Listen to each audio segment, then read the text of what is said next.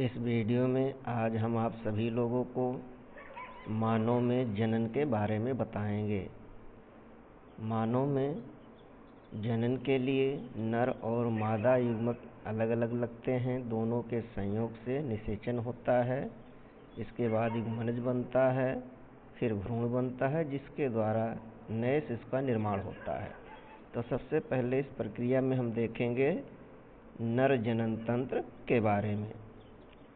जनन कोशिका उत्पादित करने वाले अंग एवं जनन कोशिकाओं को निषेचन के स्थान तक पहुंचाने वाले अंग संयुक्त रूप से नर जनन तंत्र बनाते हैं। नर जनन कोशिका अथवा शुक्राणु का निर्माण वृषण में होता है। यह उदर गुहा के बाहर वृषण कोश में स्थित होता है। इसका कारण यह है कि शुक्राणु उत्पादन के लिए आवश्यक ताप शरीर के ताप से कम होता है। यह लगभग 2 सेंटीग्रेड कम रहता है।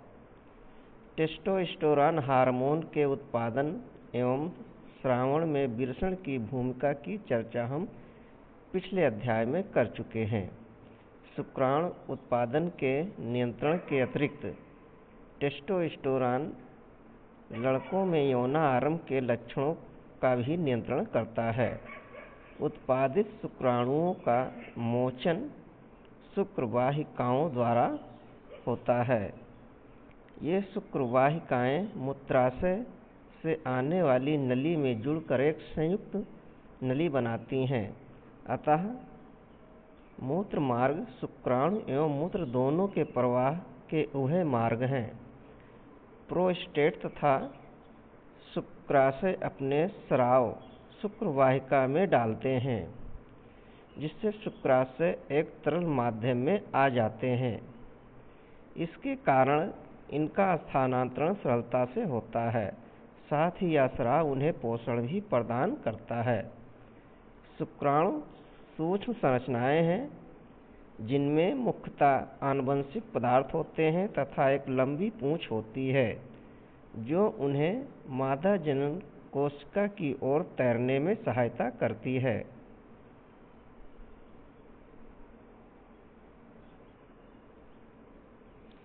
चलिए अब हम लोग देखेंगे मादा जनन तंत्र के बारे में। मादा जनन तंत्र। मादा जनन कोशिकाओं अथवा अंड कोशिका का निर्माण अंडाशय में होता है। ये कुछ हार्मोन भी उत्पादित करती हैं, जिनको ध्यानपूर्वक देखिए तथा मादा जनन तंत्र के विभिन्न अंगों को पहचानिए। लड़की के जन्म के समय ही अंडाशय में हजारों अपरिपक्व अंड होते हैं। यौन आरंभ में इनमें से कुछ परिपक्व होने लगते हैं। दोनों अंडाशय में से एक अंडाशय द्वारा प्रत्येक माह एक अंड परिपक्व होता है। महीन अंडवाहिका अथवा फैलोपियन ट्यूब द्वारा यह अंड कोश का गर्भाशय तक ले जाते हैं। दोनों अंडवाहिकाएं संयुक्त होकर एक लचीली थैलीनुमा संरचना बनाती हैं, जिसे गर्भाशय कहते हैं। गर्भाशय ग्रीवा द्वारा योनि में खुलता है। मैथुन के समय शुक्राणु योनि मार्ग में स्थापित होते हैं, जहां से ऊपर की ओर यात्रा करके वे अंडवाहिका तक पहुंच जाते हैं, जहां अंडवाहिका से मिल सकते हैं। निषेचित अंडा विभाजित होकर कोशिकाओं की गेंद जैसी संरचना या भ्रूण बनाता है। भ्रूण गर्भाशय में स्थापित हो जाता है, जहां यह लगातार विभाजित होकर वृद्धि करता है तथा अंगों का विकास करता है। हम पढ़ चुके हैं कि मां का शरीर गर्भधारण एवं उसके विकास के लिए विशेष रूप से अनुकूलित होता है। अतः गर्भाशय प्रत्येक माह भ्रूण को ग्रहण करने एवं उसके पोषण हेतु तैयारी करता है। इसकी आंतरिक परत मोटी हो जाती है तथा भ्रूण के पोषण हेतु रुधिर प्रवाह भी बढ़ जाता है।